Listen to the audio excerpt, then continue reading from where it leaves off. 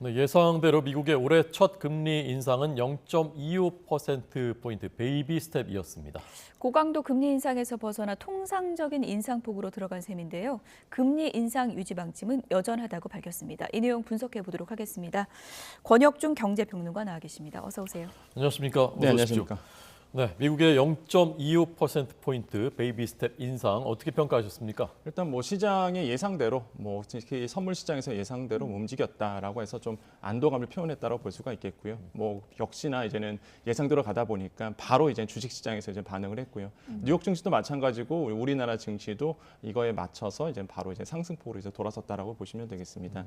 실제적으로 시장에서는 이제는 뭐 한 90%가 대부분이 이제 베이비 스텝 갈 거다라고 이제는 생각을 하고 있었고. 네. 완화적인 추세로 갈 거라고 예상을 하고 있었습니다. 특히 시카고 선물거래소 패드워치에서 이미 한 90% 이상이 다 그렇게 예상을 했었었고요. 네.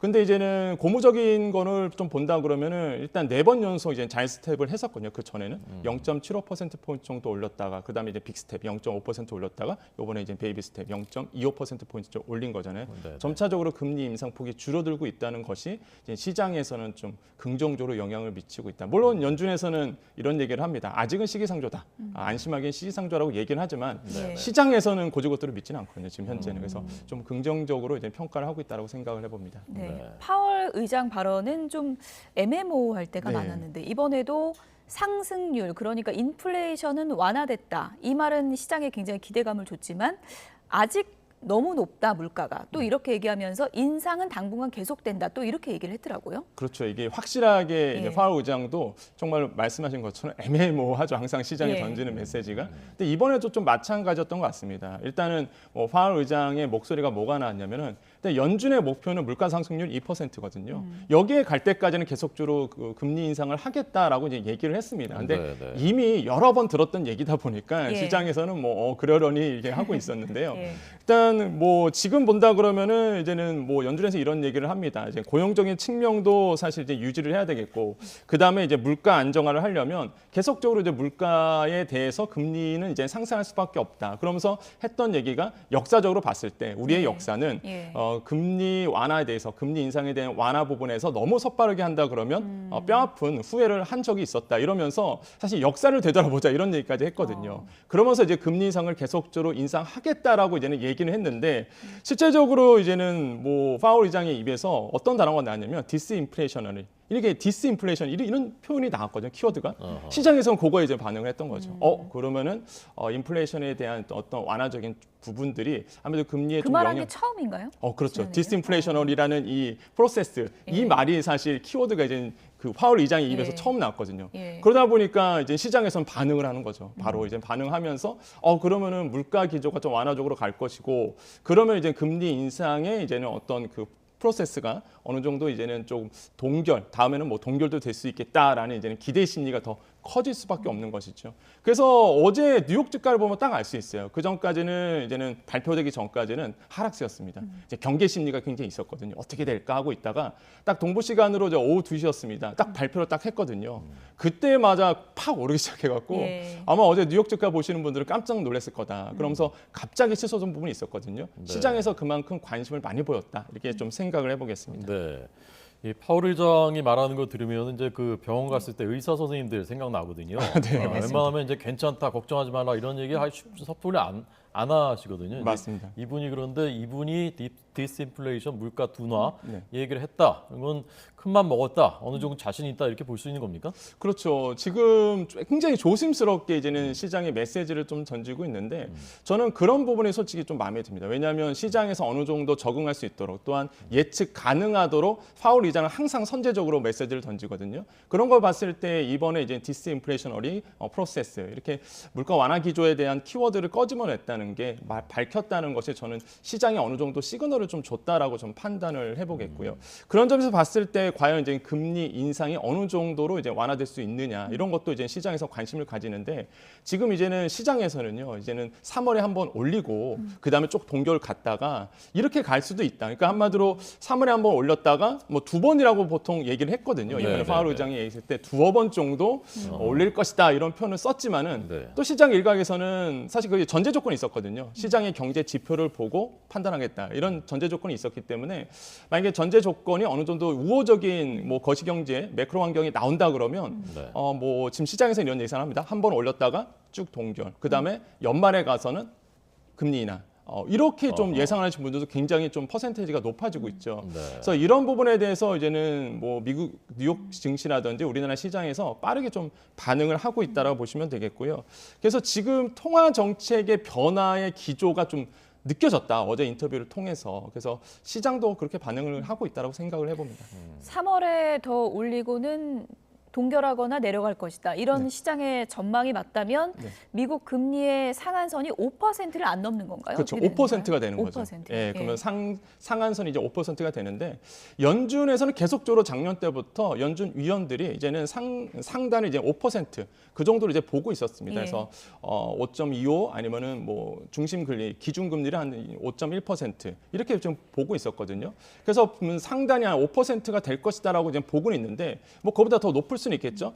하지만은 이제는 뭐 연준에서 얘기한 것처럼 2번 이상은 사실 올리진 않을 거다라고 보고 있으면 뭐 최대 해봤자 지금 베이비 스텝 2번 밟아간다. 그러면 상단이 5.25밖에 안 됩니다. 그러면 우리나라에서도 그거에 맞춰서 또 기준 금리가 이제 변경되기 때문에 제가 봤을 때는 시장에서 생각했던 것처럼 어느 정도의 시그널이 가고 있다. 그러니까 시장에서 예측 가능하도록 좀 움직이고 있다라는 점이 저는 좀 고무적이다라고 보시면 되겠고 특히 저는 이제는 미국 시장에서 중심으로 보고 있는 게 고용률이거든요. 그러니까 고용 시장이 굉장히 탄탄합니다. 우리 시장과 좀 다르거든요. 그러니까 미국에서 이렇게 금리를 급작스럽게 올리면서 이렇게 자신감을 표현하는 이유가 지금 뭐 거의 완전 고용 상태예요. 실업률이 3.6% 나온다는 얘기는 진짜 이건 완전 고용 상태거든요. 그러니까 고용이 탄탄하다 보니까 금리를 급작스럽게 올려도 시장에서 경제가 받쳐주는 거거든요. 그래서 이제 연준에서 자신 있게 이제 금리를 계속 올리고 이번에 한 2-5번 정도 더 올릴 수 있다라고 이제는 생각을 하고 있고요. 이런 점들이 아마 영향을 미치겠고 우리나라랑 좀 다릅니다. 그런 점들은. 우리나라는 사실 고용도 마찬가지고 뭐 무역자도 심해지고 있고 이러다 보니까 사실 금리 인상에 대한 부담감이 좀 없지 않아 있는 부분이 있거든요. 네, 하지만 미국 시장은 고용 시장이 워낙 탄탄해서 좀 다른 시장이다라고 좀 말씀을 드립니다. 네. 오늘 우리 이제 1월 소비자 물가 지표가 좋지 않게 나왔고 지금 뭐 무역 적자도 크고 그렇지만은 그래도 미국 경제가 이렇게 탄탄하게 가고 있다는 것은 우리 거시 경제에 이제 영향을 미치게 될 텐데 우리 경제에는 어떤 영향을 어떻게 미치게 될 것으로 보시는지 좀 설명을 해주십시오. 저는 좀 안타깝게 생각하는 부분이 우리나라 경제거든요. 그러니까 왜 그러냐면 뭐 오늘 이제 통계청에서 발표를 했습니다. 소비자 물가 상승률이 이제 5.2% 이렇게 나왔는데 시장에서 사실 4.9% 이렇게 좀 예상을 한 부분도 있었어요. 네. 그러니까 5%에서 내려갈 수도 있다라는 조심스러운 어떤 긍정적인 전망이 있었는데 그걸 깼단 말이죠. 역시나 이제는 계속적으로 이제는 몇 달간은 5%였거든요. 5%에 딱 머물러 있었다가 다시 네네. 높아진 거거든요. 예. 그러니까 소비자 물가 상승률이 이제 고점 찍고 피크아웃해서 내려가는 추세에서 더 내려갔으면 좋았을 텐데 이게 오히려 반대로 이제 다시 한번 상승했다는 부분이 좀 굉장히 우려스럽게 느끼고요. 5.2%에 나왔다는 얘기는 그만큼 이제 공공요금이 많이 올랐다는 것을 이제 반증을 합니다. 그래서 지금 소비자 물가 상승률이 올랐기 때문에 지금 연준이 뭐 금리를 뭐 0.25%포인트 정도 뭐 완화적으로 간다 하더라도 금통위 입장에서는 되게 딜레마에 빠지는 거죠. 그 흐름을 따라가긴 또 부담스러워지겠네요. 그렇죠. 예. 이제는 뭐 말 그대로 한국은행 쪽에서 얘기를 합니다. 우리나라는 뭐 연준과 뗄래야 뗄 수 없는 사이고 거의 같이 움직여야 된다. 커플링 형상으로 김중 금리도 같이 움직일 수밖에 없다라고 얘기는 했는데 그러면 연준에서 어떤 완화적인 표현이 나왔다 그러면 우리도 한 번쯤은 좀 완화적인 표현이 나올 수도 있거든요. 근데 지금 소비자 물가 상승률이 오히려 반대로 올랐습니다. 5.2%로. 그러면은 연준 입장, 우리나라 금통위 입장에서는요, 금리를 또 올릴 수밖에 없는 상황으로 가요. 그러면은 사실 이런 부분에서 좀 우려스러운 부분이 있고 무역 적자가 제가 봤을 때는 너무 좀 안타깝게 생각합니다. 왜냐하면 계속적으로 마이너스 치고 있거든요. 그러니까 수출액이 이제 많이 줄었고요. 그다음에 적자 폭이 굉장히 심해지고 있고 지금 그래픽 나오고 있는데요. 네네. 이 적자 폭이 얼마나 뭐 큰 건지 어느 네네. 정도의 수치인지 좀 설명을 해주시죠. 그러니까 지금 보면 차트에 보면 이제 9월 달이 이제는 38억 달러 적자 이렇게 나오고 있잖아요. 예. 사실 여기에 안 나오고 있는데 9월, 8월 달 걸 보셔야 됩니다. 예. 8월 달께 이제 94억 달러 적자였거든요. 이때가 예. 최대였어요. 역대 최대. 역대 최대였습니다. 그거를 깬 게 1월 달이에요.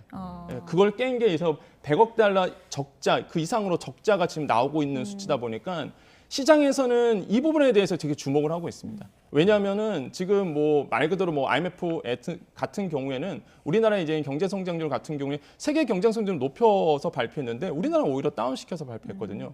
그 정도로 사실 우리나라의 경제 상황이 그렇게 녹록지 않은 상황으로 가고 있고 특히 우리나라는 수출 경쟁력이 이제 압도적으로 높아야 되는 나라입니다. 그럼에도 불구하고 지금 무역 적자가 연속적으로 심해지고 있고 그것도 역대 최고로 낮아지고 있다는 것을 봤을 때 저는 좀 우려스러운 부분이 역시나 있다. 그 중심에는 바로 반도체. 예, 반도체가 우리나라의 수출의 한 20%에서 25%를 차지하거든요. 반도체 수출이 지금 뭐 급감하다 보니까 무역 적자가 심해질 수밖에 없어요. 특히 이제는 뭐 수출이 좀 잘 되면 모르겠는데 수출도 안 되죠. 근데 수입액도 그만큼 늘어났습니다. 수입액 늘어난 건 이미 다 예상하셨겠지만 에너지 가격 때문에 그렇거든요. 그래서 에너지 가격이 높아지면서 이제는 수입도 상대적으로 이제 높고 그러다 보니까 무역 적자가 나올 수밖에 없는 구조로 가는데 이 기조가 바뀔 기조가 아니라는 거죠. 지금 현재 상황으로 본다 그러면. 그래서 지금 좀 우려스러운 모습들이 조금 저는 우리나라의 경제에 대해서 좀 걱정을 많이 하고 있다고 생각을 해봅니다. 네. 이 반도체 수출 부진은 중국의 이른바 리오프닝, 중국 경제가 이제 다시 이제 그 활기를 되찾게 되는 문제.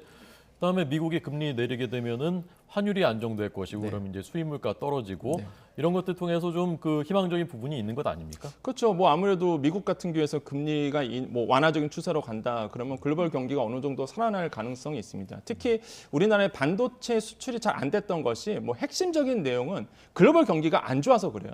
일단은 뭐 핸드폰도 써야 되겠고 아니면은 컴퓨터도 많이 사용해야 되고 그 안에 들어가는 이제 D램도 들어갈 것이고요. 특히 이제는 저장소라고 보통 얘기를 하죠. 데이터 센터에 들어가는 낸드 플래시들. 이런 것들이 경제가 활성화되면 우리나라의 수출 경쟁력이 높아집니다. 반도체가 잘 수출이 돼요.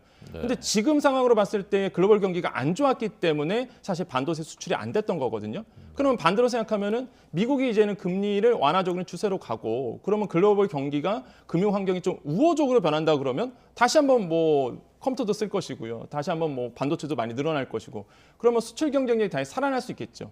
이런 점에서 봤을 때는 사실 뭐 미국의 금리 0.25% 베이비 스텝 완화적으로 좀 간 거는 긍정적으로 평가할 수 있겠으나 하지만 우리나라의 경기가 지금 뭐 녹록지 않은 상태라 말씀드린 거는 원자재 가격이 너무 치솟았기 때문에 사실 원가 부분에서 되게 우리에게 불리한 점이 있습니다. 왜냐하면 금방 말씀하신 것처럼 뭐 환율이 안정되면 수입 물가가 낮아지니까 그만큼 원가 경쟁이 생길 수 있겠다고 말씀드리겠지만 아직도 그래도 뭐 환율이 뭐 1,200원대에서 있지만은 그래도 높은 상태는 맞거든요. 그러다 보니까 이런 점에서는 좀 역시나 아직은 안심하긴 이르다라는 것이 뭐 업계의 평가고요. 그렇게 좀 생각을 볼 수 있다라고 말씀을 드립니다. 수출의 버팀목이라고도 할 수 있는 이제 반도체 수출 급감에 대해서 윤석열 대통령 역시 상당한 좀 우려를 표명하기도 했는데요. 어떤 발언을 했는지 내용을 좀 들어보겠습니다.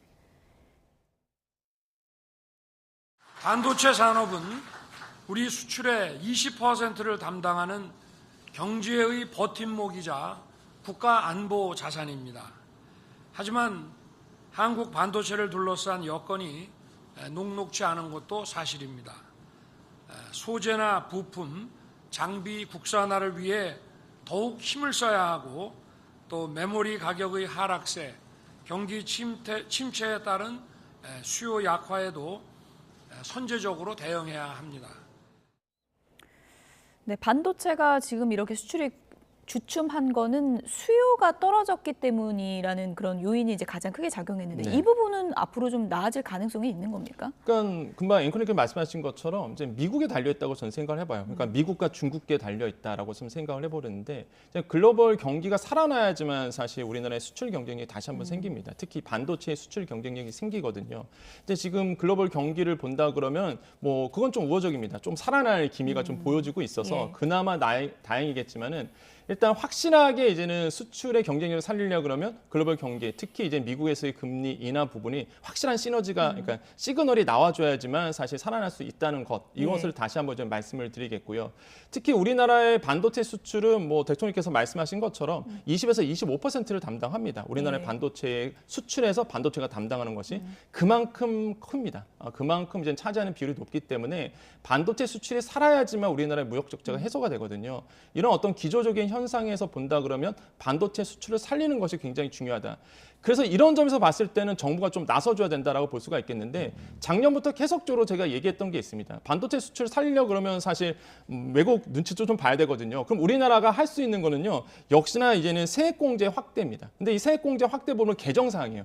이게 뭐 정부가 하고 싶어도 국회에서 통과가 안 되면은 이 부분에 대해서는 세액공제가 안 되거든요.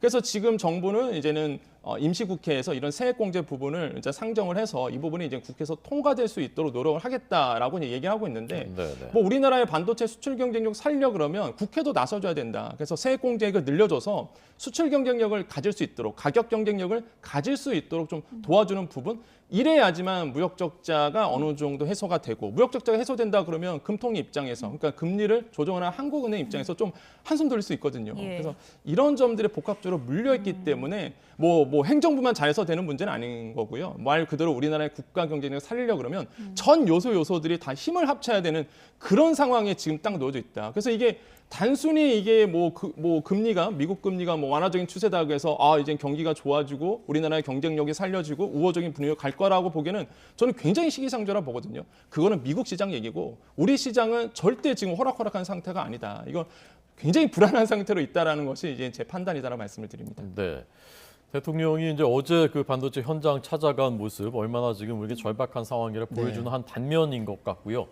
말씀하신 이제 세금 깎아주는 K-칩스법 작년 연말에는 사실 여야 정 입장이 다 달랐고 그래서 어정쩡하게 통과가 됐습니다만은 이제 더 높여라 깎아주는 그렇죠. 비율을 그래서 지금 다시 논의하고 있는데 작년 말하고 또 지금하고 또 상황이 다르지 않습니까? 심각하다는 지표가 속속 드러나고 있고 그러니까 잘 논의를 해 주셨으면 좋겠습니다. 예.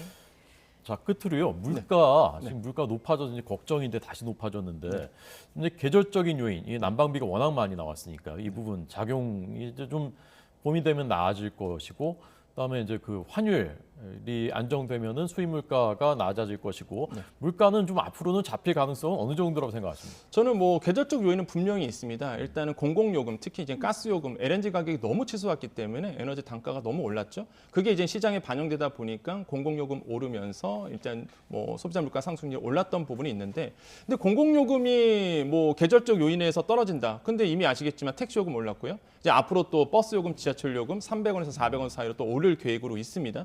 그렇게 된다 그러면 공공요금은 떨어지지 않거든요. 이런 부분들이 계속적으로 소비자 물가에 영향을 줄 것으로 보고 있고 저는 여기서 꼭 말씀드리고 싶은 것이 일단 아까 제가 미국 얘기를 했었잖아요. 네네. 중국을 빼놓을 수가 없습니다. 중국의 수출 경쟁력이 우리나라가 살아야지만 사실 또 우리나라 반도체 수출도 되고 무역 적자가 감소폭에 좀 일어날 텐데 지금 중국에서 계속적으로 우리나라가 마이너스를 보고 있거든요. 뭐 감정적인 부분도 있겠지만은 미국의 수출 경쟁력이 좀 잃어가고 있다는 거 이런 것들이 조금 시장에서 우려스러운 부분이 있습니다. 그래서 이제 중국에 대한 어떤 수출 경쟁력을 다시 한번 살려줘야 된다. 그래서 실제적으로 차트를 봤더니 지난달 대중 수출액이 한 31% 급감했다라는 이제 통계가 나오거든요. 그 정도로 이제 중국 시장에 대한 다시 한번 어떤 시장에 대해서 어떤 우호적인 분위기를 만들려고 노력을 해야 된다라고 좀 다시 한번 강조를 해드리겠습니다. 네. 올해 상반기가 한국 경제 고비다 이런 맞습니다. 분석이 많이 나오고 있는데요. 이런 지표들을 좀 개선하기 위한 좀 지원책이 필요할 것 같습니다. 권혁중 평론가였습니다. 고맙습니다. 감사합니다. 네, 감사합니다.